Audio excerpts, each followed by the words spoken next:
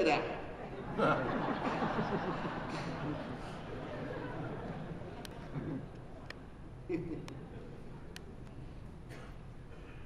Didn't work. You know how we learned that? Second week, boot camp. Fall out. The whole company falls out on the street. Fall out with rifles, packs, and steel helmets. We do. We fall out. Nothing in the packs, empty pack, steel helmet, rifle. Port arms.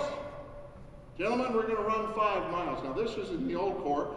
They just gave us these leather boots with soles. We didn't have any running shoes in those days. And port arms, ready, ho, double time, boom, off we go. Just before we left, the sergeant said something we didn't pay a lot of attention to. He says, we will finish this 5 miles together. Everybody got it? Got it. So we take off. Trot, trot, trot, trot, trot. I'm in the middle. I'm feeling good. I'm feeling okay. We run it. As we turn the corner to come up to finish that 5 miles, I didn't even notice it. But behind the platoon was 6, 7, 8 Marines that were straggling back there, Ed. They were having trouble. I didn't notice. We finished the 5-mile run. I'm happy. Sergeant says, turn around, Marines, look. And I look back and say, oh my God, there's some stragglers. He said, I don't know if you heard me, girls. I said, we will finish together. Let's do it again. Now, there wasn't a lot of break time, or here, have a little water, fellas. A little shade over here. Port arms, double time, huh.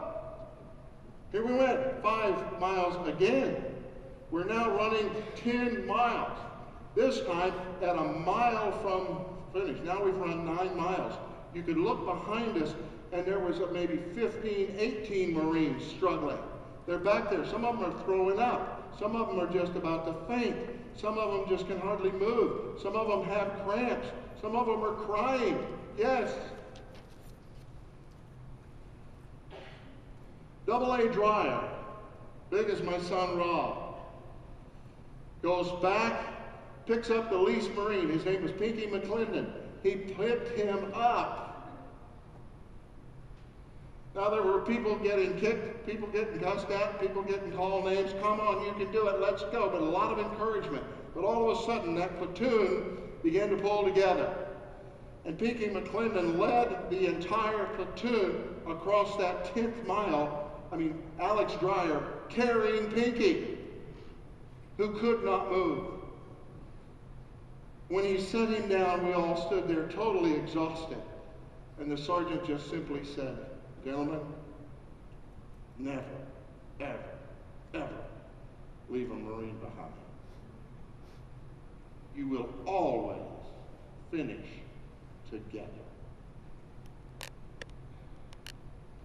Within 2 weeks, there was no more me, and it had been replaced by we. You see, in the military, that's critical. What we're doing here has life or death consequence. And it's no time ever for me to say, I'm not in on this. Count me out. Somebody will die. Leadership at all levels. I've never seen an organization, you see, they have their command headquarters. We have the Pentagon, and there sits the Commandant of the Marine Corps. And we have battalions. We have all of these things, and companies. And we've got all of that. And at every place, there's leaders. But the Marine Corps says this: you don't win the battle out in the Pentagon.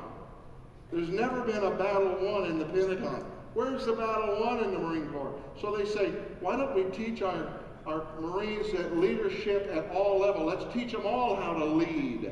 You see, there's a company commander, and then a platoon commander, then there's a squad commander, then there are team commanders. Because most of the time, I'll tell you that most of the time we spent our time in combat in small groups, John. We were in small groups. There I am one day, we did get a chance to do a little laundry and get your socks dry. Because when you're in the jungles, you don't have a lot of time to do those kind of things. But then again, on patrol, there we are. It's a small group. Now, if you're on patrol and something happens, you're outside the perimeter, you're there on a recon mission, don't engage the enemy. Go find them. There's search and destroy missions, there's recon missions, there's all kinds of missions. But when you're outside the perimeter, it's just you 4 guys. And there is a leader in every one of those teams. We're on recon. All of a sudden, a big noise comes up in the bushes to the right. A Marine that's a little jumpy fires his weapon. Now, we still don't know where they are, but guess what now? They know exactly where we are. And so incoming small arm fire from the left, bap, bap, bap, bap, bap. We hit. We're taught to return massive firepower. We return it. Boom, 1 Marine down. There needs to be, excuse me, Commandant, we got a little situation out here. Doesn't work. You see, that has to happen at the level that it needs to happen. Now, what that means is that we're all taught something. Can I just share with you what we're taught in leadership? That there's a way to quickly handle that. They call it OODA loops. OODA loops are simply these words. Observe. I need to look and see what the situation is. I need to orient and see what I need to do. Then I need to decide what to do, and then we need to act. First of all, guys, I'm going to tell you something. Living life, that's not a bad philosophy, to live with OODA loops. I need to observe, orient, decide, and act, and do it right now. And the reason it's called a loop is because within 30 seconds, guess what we've got to do again? The whole dad burn process over and over again. In a recession like this, would this help? What's going on here? What's going on in my office? Observe, orient, decide, and act. So they teach us that. Now, the 6th thing about the Marine Corps is maneuver warfare strategy. It's the smaller force, usually against the larger force. They've been studying at all the war colleges. The first book on war was written in 500 BC. And we've been studying these generals. In fact, Dan mentioned Hannibal. Hannibal in his quest coming over the Alps, one little thing. Once they knew they were going to engage the Romans, which had a massively bigger force than Hannibal did, he left with 105 men with 27 war elephants. By the time he got there, it was much, much less than that.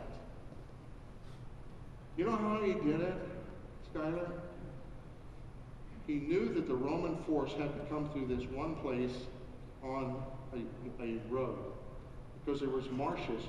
And so he got his men to train their horses to lay down. They laid down with their horses. They kept their horses calm. They worked for 2 weeks teaching their horses to do that because they were a much smaller force. And so when the Roman column moved up between them, they were split in half with their horses laid down silent and exactly the right time.